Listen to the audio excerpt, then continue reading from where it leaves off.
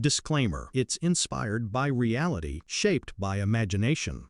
What happens when George Clooney, Hollywood's silver-haired leading man turned outspoken activist, sits down across from Joy Behar on The View?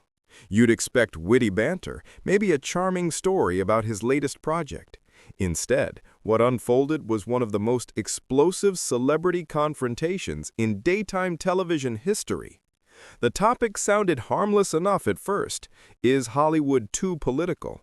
But the moment Clooney leaned forward, his voice steady and serious, and Joy tilted her head with that trademark smirk, the studio knew something was coming. Clooney wasn't there to sell charm. He was there to defend the idea that actors, directors, and musicians have the right, even the duty, to speak out. Joy, never one to hold back, cut him down with quips about actors playing politicians and millionaires preaching to the middle class.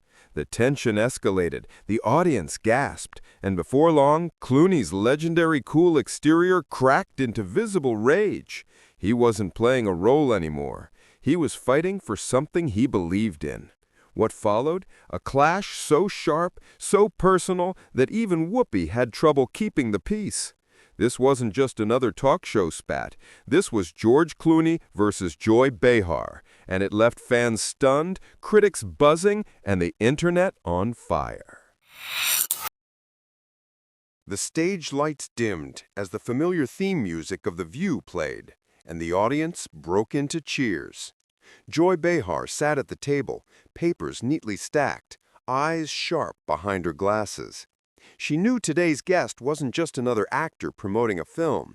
He was George Clooney. The name alone carried weight. The applause grew louder as he walked out, hands in his pockets, flashing that casual grin. Clooney slid into his chair, greeting the hosts with quick hugs. He looked relaxed, but there was a seriousness in his posture, shoulders straight, eyes alert, that the cameras picked up immediately. Whoopi Goldberg introduced him warmly, teasing about his new humanitarian project. The mood was upbeat, almost playful, until Joy leaned back and tossed out the question that would set the stage for the storm ahead. "So, George," she began, her tone dripping with irony, "you're not just making movies these days, huh? You're out saving the world. But don't you think Hollywood's gotten a little too political?" The audience chuckled nervously. They'd heard this kind of banter before, but there was an edge to Joy's delivery that hinted at something sharper. Clooney's smile faltered, just for a beat, before he leaned forward with measured calm. "Joy, it's not about Hollywood being political. It's about people with a platform speaking up when they see injustice. If you've got a voice and you stay silent, well, that's a choice too." The room went quiet. The audience leaned in, sensing the shift. Joy raised an eyebrow. "That's lovely, George, but some would say actors should stick to acting. You know, leave the politics to politicians. What do you say to folks at home who just want to watch a movie without being lectured?" A ripple of laughter passed through the crowd, but Clooney didn't join in. His jaw tightened, and he tapped his finger against the table. "I'd say those folks don't understand that silence has consequences. Look, I didn't get into this business to talk about politics. I got into it because I love storytelling. But when kids are dying in wars, when families are torn apart by policy, you think I should just talk about my latest role and pretend the rest doesn't exist?" The weight in his voice hushed the laughter. For a moment, the only sound was the soft rustle of someone shifting in their seat. Sonny Hostin stepped in carefully, almost as a mediator. "George, I think what Joy's getting at is whether Hollywood's influence can sometimes alienate people. When stars speak out, does it bring people together or push them away?" Clooney turned to her, calmer now, and nodded. "Fair point. But pushing people away isn't the goal, it's the risk. And if the risk of upsetting someone means standing up for what's right, then so be it. I'd rather risk that than stay quiet." Joy wasn't done. She leaned forward, voice sharper this time. But George, don't you see the problem?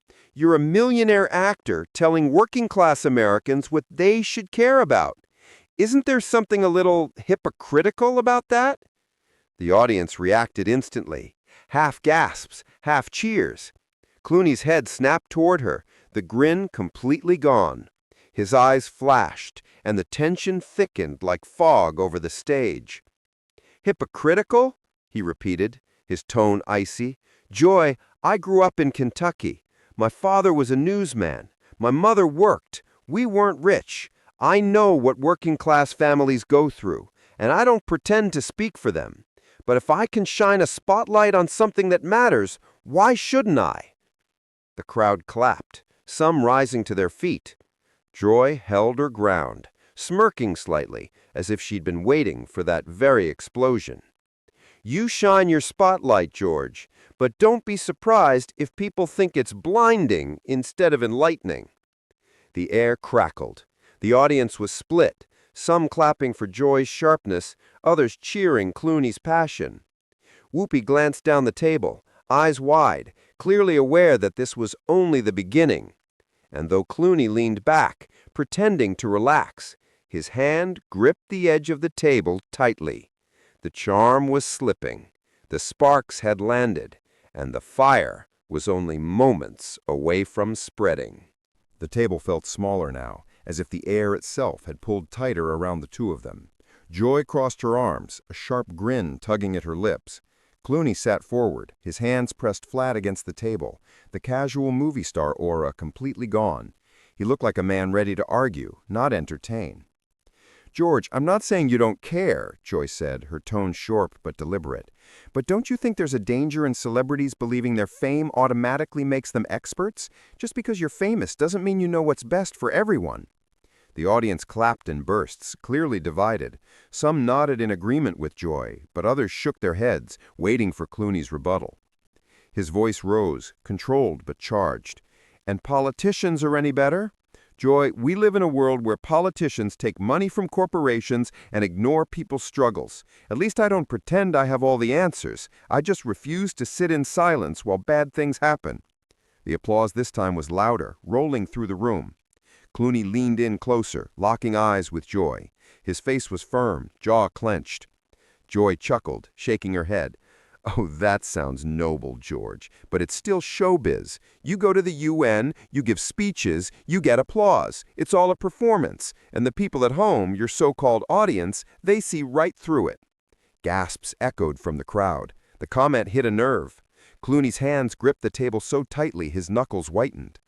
A performance? You think fighting for human rights is a performance? You think watching children starve in refugee camps and raising money to help them is for applause? That's not a performance. That's real. And if you can sit here and mock it, then maybe you're the one performing. The audience erupted, some cheering, some booing. Whoopi tried to raise her hands to calm things down, but the storm had already broken. Joy didn't flinch. She leaned forward, elbows on the table, her tone biting. Oh, don't you dare lecture me, George. I've been in this business long enough to know when someone's selling an image. You fly private jets to climate conferences and then tell Americans to drive less. You live in mansions while talking about poverty. That's hypocrisy, plain and simple.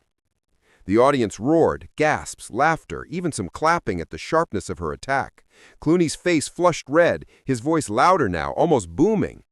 I use the resources I have to make change. If I need to fly somewhere to shine a light on a crisis, I will. And if I live in a nice house, it doesn't mean I don't care about poverty. What matters is what I do with my platform. And believe me, Joy, I've done more for struggling families than half the politicians sitting in office right now. Cheers thundered across the set, drowning out Joy's first attempt at a comeback. She raised her hand, demanding her voice back. Oh, please, don't pat yourself too hard on the back, George. You think writing checks makes you a savior? Regular Americans are out there working 2 jobs just to put food on the table. They don't have the luxury of picking causes for applause. Clooney's chair screeched against the floor as he pushed forward. His voice was raw, pulsing with anger. You think I don't know sacrifice? You think I don't know what it's like to watch my parents struggle, to see my family fight for every inch they had?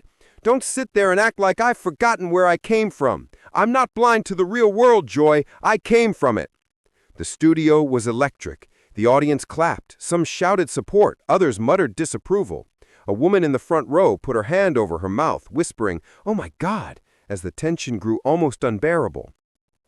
Sonny Hostin tried to step in again. Maybe what we're seeing here is that there's a disconnect between intent and perception.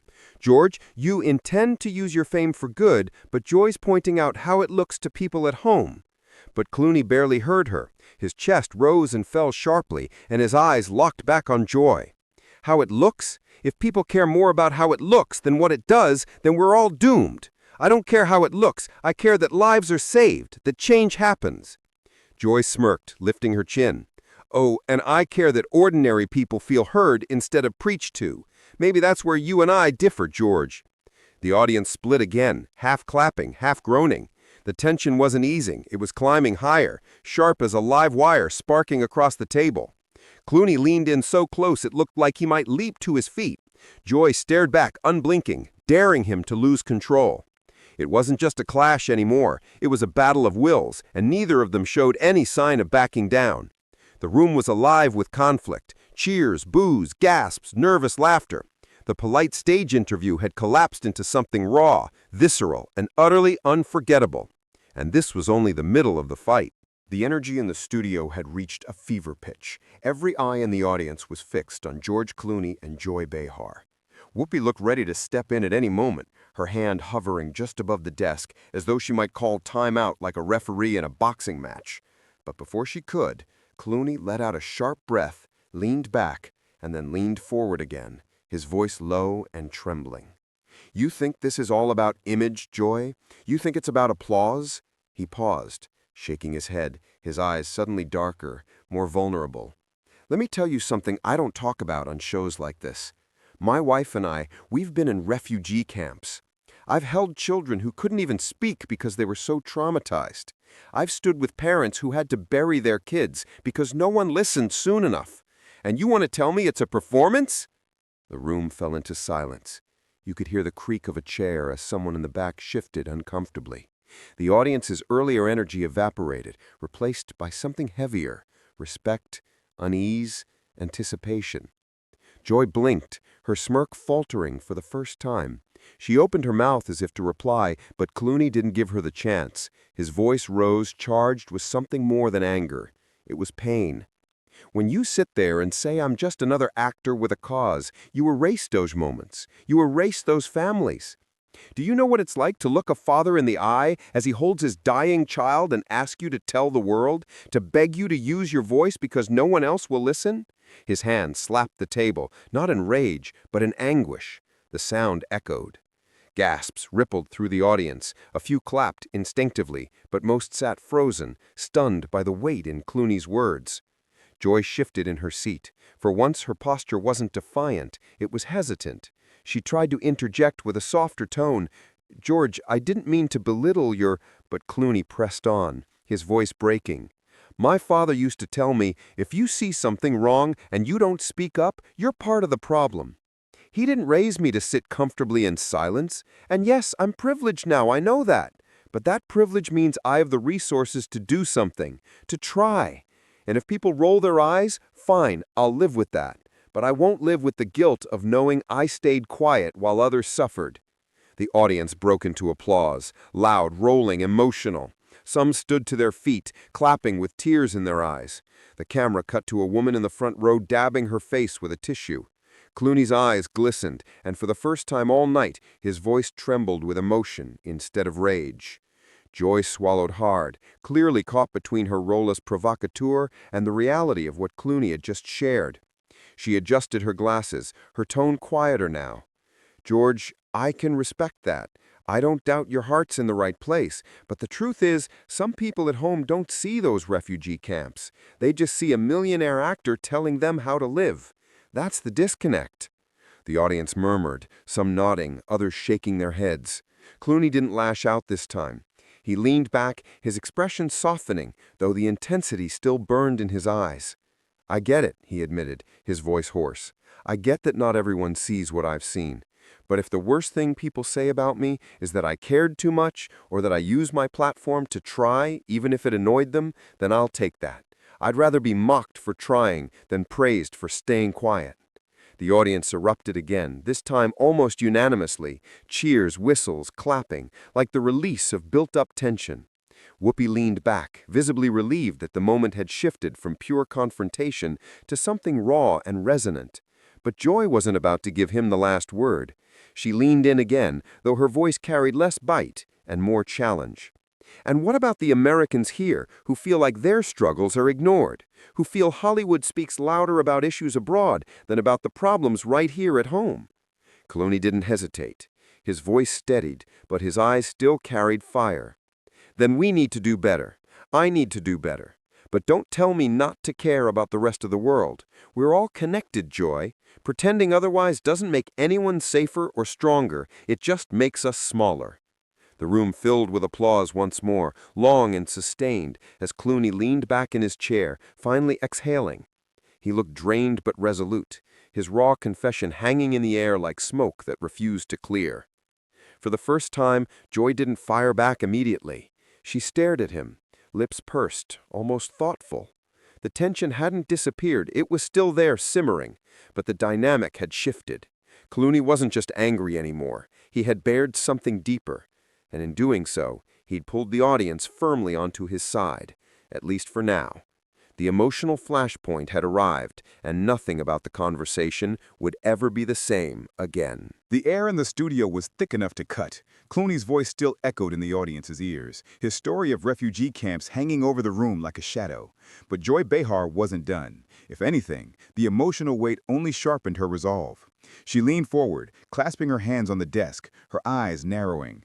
"George," she said, her tone low but firm, "I hear you, I really do, but passion doesn't make you immune to criticism. You talk about obligation, about duty, but you're still a celebrity, and when celebrities start sounding like preachers, people tune out. Maybe that's why your message isn't landing with the people you claim to care about." The crowd groaned, some booing, others clapping. Whoopi shot Joy a sharp look, silently urging restraint, but Joy held her ground. She knew exactly what she was doing. Clooney's head snapped toward her, his composure unraveling. His voice was louder now, his words sharp. "You think I care about landing a message? You think I'm sitting here worried about approval ratings? This isn't a campaign, Joy. I'm not running for office. I'm trying to wake people up." The audience roared, half with cheers, half with gasps at the intensity of his outburst. His hands slammed the table, rattling the mugs and cue cards. The sound shot through the studio like a gunshot. Joy smirked, leaning back, almost satisfied at having cracked his legendary cool. "Well, congratulations, George. You've woken us up. But here's the thing. You sound angry, not persuasive. And when you get angry, you lose people. That's the problem with Hollywood. It's always a lecture, always a guilt trip." Clooney's eyes blazed. He pushed back from the table, half rising from his chair, and pointed toward the audience. "You hear that? That's not anger. That's frustration. That's the sound of someone who's tired of watching people suffer while the rest of us sit here making jokes. You call it a lecture? Fine. I call it telling the truth." The audience erupted again, some leaping to their feet in applause, others shaking their heads. The room was split straight down the middle, and the cameras captured every raw second of it. Sunny Hostin tried to step in, her voice steady but edged with urgency. "George, Joy, please, let's keep this respectful." But neither of them heard her. Joy's voice cut through the noise, sharp and unforgiving.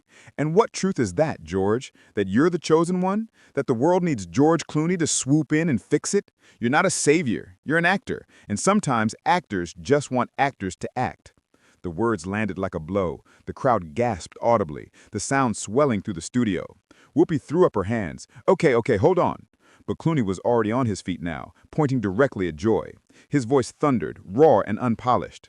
"I never said I was a savior. Don't you dare twist this into some ego trip. I don't want to be the face of anything.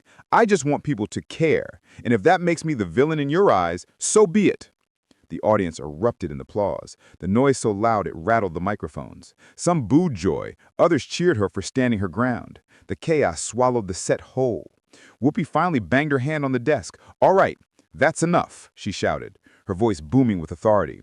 The sudden force of it quieted the room, but the tension still crackled like live wire. Clooney stood over the table, breathing hard, his face flushed, his tie slightly loosened from the sheer force of his anger. Joy sat stiffly, arms crossed, chin lifted defiantly. Neither of them looked ready to back down, even with Whoopi's warning hanging heavy in the air. The camera panned across the audience, capturing faces wide-eyed with shock, others grinning as though they couldn't believe what they were witnessing. It wasn't just television anymore. It was theater, raw and unscripted, the kind of moment that would dominate headlines and trend within minutes. And then Clooney, still glaring at Joy, dropped his final words of the segment like a hammer. "You want me to stay quiet, Joy? Not going to happen. Not now, not ever." The crowd leapt to its feet, applause and shouts crashing like a wave. Whoopi shook her head, rolling her eyes, but the damage had been done. Clooney had lost his legendary cool, and the world had just seen it happen live. The breaking point had been reached, and there was no turning back. When the cameras cut to commercial, the studio felt like it had just been through a storm. The sound of the crowd still rang in the air. Cheers, boos, applause, all tangled together in one overwhelming surge. George Clooney remained standing, his jaw clenched, his chest rising and falling as he tried to rein in the fire that had consumed him on stage. Joy Behar stayed seated, stone-faced, her arms folded tight across her chest as though she was bracing herself against the wave of heat radiating from the audience. She muttered something under her breath, half to herself, half to no one at all. The crew rushed in, trying to restore order. A makeup artist reached out to adjust Clooney's shirt, but he waved her away. Another producer whispered frantically into Joy's ear, reminding her about timing, about optics, about everything except the raw human explosion that had just unfolded in front of millions. Whoopi, shaking her head, finally broke the silence with a voice that carried more exhaustion than anger. "You two don't know what you just did." But they did know. Everyone knew. When the show returned from break, the atmosphere was transformed. Clooney sat again, but the fire hadn't left his eyes. Joy gave him a sidelong glance, lips pursed, her silence saying as much as any of her sharp retorts. The audience was still buzzing, their whispers filling every pause. The final moments of the broadcast passed in a blur, Whoopi steering the conversation into safer waters, Sonny trying to inject balance, the producers clearly desperate to regain control. But the damage had already been done. The eruption wasn't something that could be smoothed over with a polite transition or a cheerful send-off. It had carved itself into memory. The minute the camera stopped rolling, audience members pulled out their phones. Clips of Clooney slamming his hand on the table, of Joy's biting "You're not a savior" line, of Clooney's defiant "Not now, not ever" were already bouncing across social media before the studio lights dimmed. Twitter lit up first. Hashtags like "Clooney versus Joy" and "The View Meltdown" shot into trending. Clips were reposted, dissected, slowed down, with captions ranging from "supportive, finally someone with guts" to "mocking, George Clooney auditioning for the role of Angry Man 2." Instagram Reels followed, fans splicing Clooney's fury with dramatic music, while critics edited Joy's smirk into looping GIFs. TikTok made it a theater of its own, side-by-side reactions, memes of Clooney as a gladiator in an arena, Joy cast as an unshakable queen holding her ground. Meanwhile, news outlets jumped on it within the hour. Headlines split like the audience had. George Clooney explodes on The View, actor loses cool in heated clash with Joy Behar. Joy Behar calls out Hollywood ego, Clooney fires back. Television turns electric. Clooney's outburst stuns viewers. On late-night shows, hosts joked about it. George Clooney finally showed us his Batman growl, one quipped. But even through the laughter, the seriousness of the exchange wasn't lost. Everyone had seen the genuine rage, the unfiltered conviction, the unwillingness to play it safe. For Clooney, the fallout was complicated. Some hailed him as a hero who dared to speak passionately about issues that too often get brushed aside. Others saw him as another privileged star, lecturing from a platform that the average person could never access. The split wasn't neat. It was messy, human, and emotional. For Joy, the moment was equally double-edged. Critics accused her of baiting Clooney, of dismissing the urgency of his message just to score points. But her defenders argued she'd exposed the problem of celebrity activism, the way passion can become arrogance, the way causes can turn into performances. Back in the quiet of his dressing room, Clooney sat with his head in his hands. He wasn't thinking about the headlines or the memes. He was replaying every word in his head. The refugee camps, the accusations, the table slam. He had wanted to shake people awake, but now he wondered if all they'd remember was his anger. Joy, in her own space, dabbed at her makeup and shrugged at a producer who asked her if she regretted pushing him so far. She showed who he really is, she said simply, though her eyes betrayed a flicker of unease. And yet, despite the tension, despite the division, one truth was undeniable. People were talking about refugees, talking about celebrity responsibility, talking about the line between passion and arrogance, between speaking out and speaking over. The clash had done what few talk show moments ever managed to do. It escaped the bubble of daytime TV and embedded itself in the culture. It became a dinner table topic, a viral clip shared with captions like, "This is why TV still matters," or "Proof the world is too divided." In the end, maybe that was the legacy of the explosion, not a tidy moral, not a clear winner or loser, but a reminder that conversation itself is messy, uncomfortable, and necessary. And as for George Clooney and Joy Behar, their clash will live on in highlight reels and social media feeds for years, not as a polished debate, but as a rare glimpse of unfiltered humanity on live TV. If you felt the weight of this moment, make sure to subscribe for more unforgettable showdowns, raw debates, and the sparks that only live TV can deliver. Drop a comment below. Was Clooney right to unleash his frustration, or was Joy right to call him out? Because in the end, the question isn't just about them. It's about all of us.